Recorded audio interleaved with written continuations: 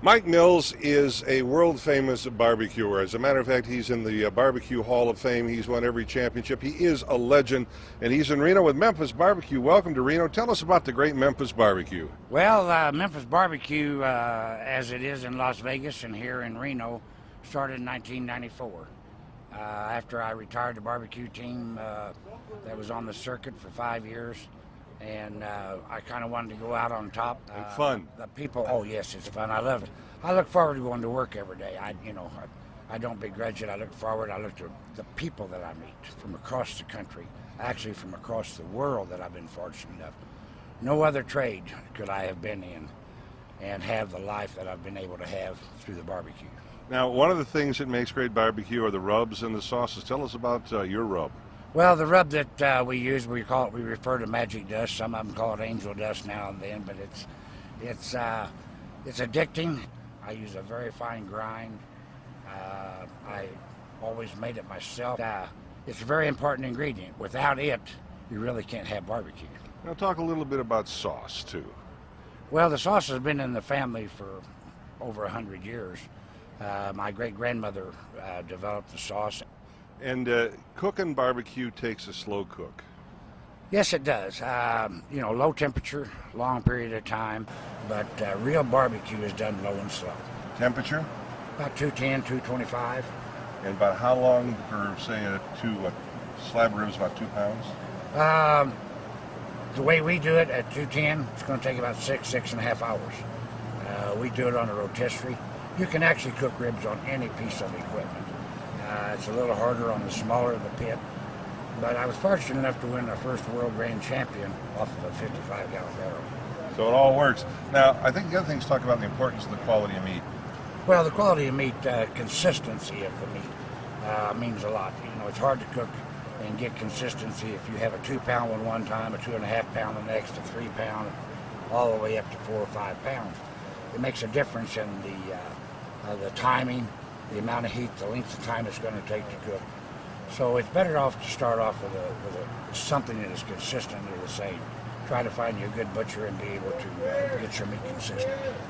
We also, people like to use charcoal, but a little bit of wood can help. Apple, cherry. Well, I use wood mainly. Charcoal for my base of heat, for my longevity. Wood for flavor. I like a fruit wood. Apple, pear, peach, plum, they all work. Stay away from citrus because it's bitter. I've tried it. But also, your hickory, your mesquite, they're a little stronger in flavor, but I think smoke should be an ingredient, not the dominating flavor. And because you are a legend, you actually wrote a book with your daughter. Yes, thanks to my daughter, I was able to write this book. It's called Peace, Love, and Barbecue. And without her, I couldn't have written this. I could tell the story, talk barbecue, and went across the country, drove some 8,000 miles to talk with people, barbecuers, about their life in the barbecue world.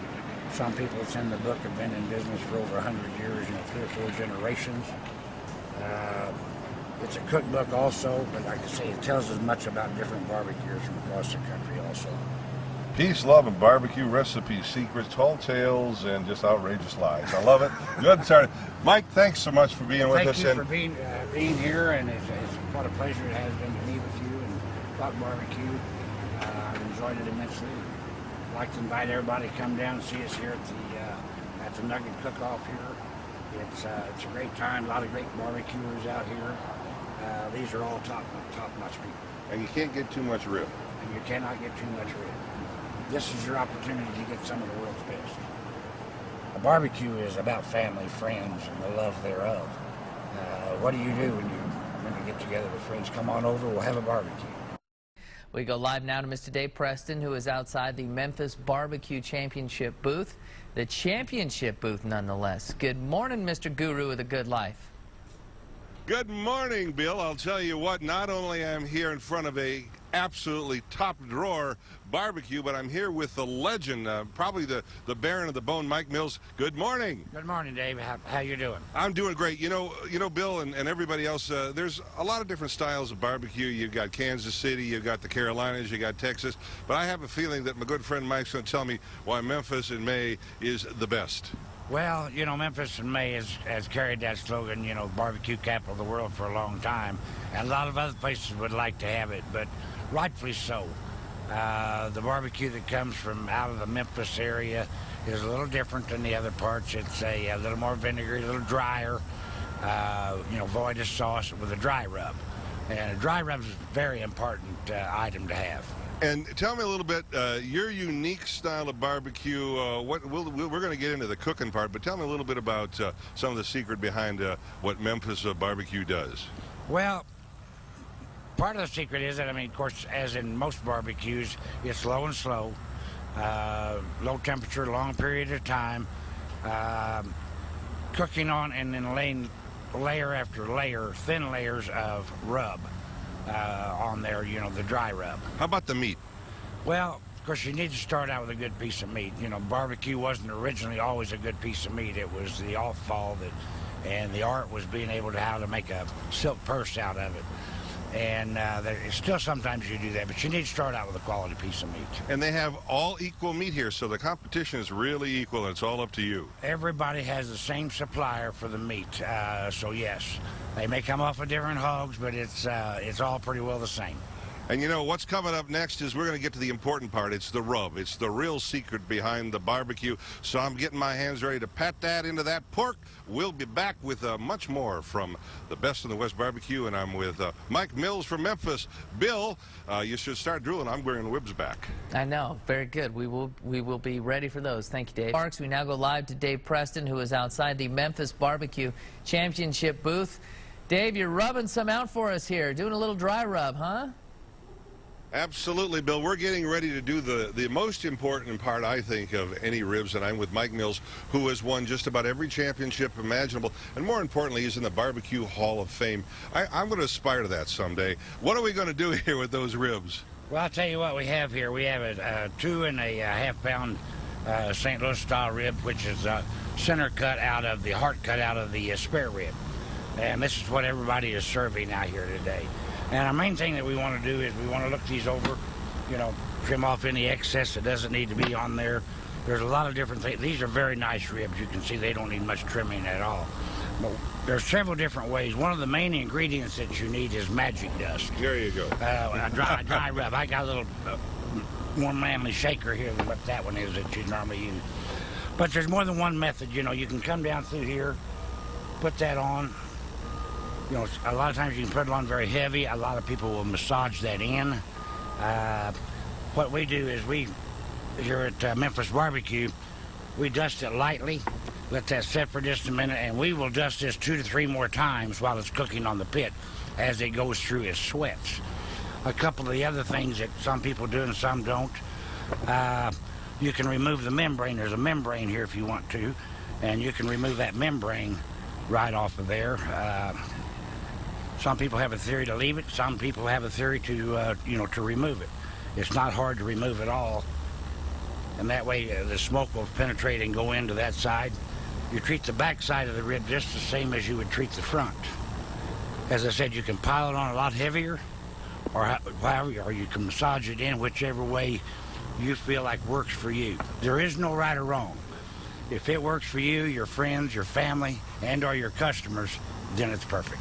And perfect is what it is. And Bill, what we're going to do next, we're going to dust these ribs here, and then I'm going to start some cooking, because that's going to be the important part. When we come back, we'll start cooking. We're going to tell a little bit of the secret that's in magic dust. Or at least I'll twist Mike's arm to see if he'll tell us. So we'll be back with some cooking of these ribs as we continue from the Best in the West Barbecue. By the way, Memphis Barbecue is right in front of Cantina Los Tres Hombres if you come to Victorian Square. A good place to find ribs, and we'll be back with the cooking of the ribs.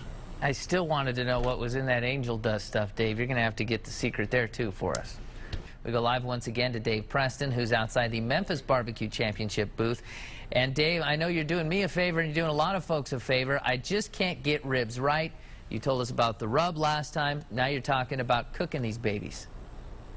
You know, Bill, that is absolutely one of the most critical parts, and I'm with Mike Mills, who's won just about every award. He's truly the Baron of the Bone, and I know he knows what he's talking about. And what we did is, the last segment, we had the magic dust. We did a little bit of rubbing, and that's where it all starts. This is important stuff. This is the important part of any ribs, and I think you and I have talked about this before. But, Mike, tell us a little bit about what's in the magic dust. Well, the magic dust is basically, it's about like 3 different kinds of pepper. You know, white pepper, black pepper, cayenne. You know, has a little garlic in it. Everything we use in here is, it's all natural. There are no MSGs or anything that is not natural. You have a little bit of salt in it. Paprika is also in there as a carrier, not for a lot of flavor, but it does have a little bit, but not for a lot of flavor. There's actually 18 different spices in there. You can't tell me, you know, you'd have to shoot me. Well, you know, in our book, Peace, Love, and Barbecue, I think that I have a recipe in there for what I call for magic dust, and it's a basic recipe, and it will work just as it is, but I also think people ought to develop and get into it and have their own. And have some fun. Now, one of the most important part about ribs is cooking the ribs, and of course, you got the big stuff, you got the professional stuff, but there's 2 things. Let's talk about, do we use a little bit of wood, and do we use what kind of temperature? Well, my magic number on temperature is 210, never over 225. I use apple wood, like to use the apple wood as a flavoring. These ribs are into 6.5 hours. Is what it takes. And you know, to be able to tell, you feel a rib in order to be able to tell. These have all had magic dust put on them in different stages as they were sweating and coming through. Right at the end, before we take a rib off of there, what we always do is we finish up again with the magic dust, the rub, a dry rub. Everybody can have their own. That normal procedure for that would be, I'll just do one here. But we put a little sauce on it. We give it 2 layers of sauce. Then we come back and we hit that. See that smoke rising up off of there? Then we come back and hit that again with magic dust. That's when all the flavor. Then this would go right to the plate. You know, you can tell. Whenever you can just take them and pull them off like that right there. Holy smokes. You know, you'll be able to show, when you're properly, you just pull them apart. You don't need a knife. If you need a knife, they're not done right. This is the way that they ought to be. That might be a little bit hot, but I want you to taste the flavor on them. Oh, you know what? I'm going to do that. Yeah, we're going to do, Bill, I'm going to do it next. I'm going to eat those ribs. You come back and watch what I can do with a rib. Very good. I always need a knife, so apparently I'm not doing it right. Thank you, guys. We'll check in with you again over at the Rib Cook-off in Sparks. Mr. Dave Preston is standing by with that. You're giving us some good tips so far, my friend. Now what I'm going to do is what you've been waiting for me to do that all morning long. I'm going to eat. Mike, what do we got here real quick? Right here we got some ribs that we had on the bit right there. We got some pulled pork. Yeah. You know, you can just see how it just all pulls apart right there. The ribs. I'd like for you to be able to reach over here and do this. All right, I'm going to do this right now. Whenever you just need to take a rib and just pull it apart. Look at this. If you have to put a knife to it to cut it apart, then it's not ready. But yet the bone will come right out of it. That flavor should be very intense. We got a light sauce on it. You can put more if you want. Gotta have the beans. These are 5 kinds of, this is our baked beans, 5 kinds of beans. You know, butter beans, and pork and beans, kidney beans, red beans. I mean, this is what it's all about. It's what I do best. Bill, I'm going to bring some back for you.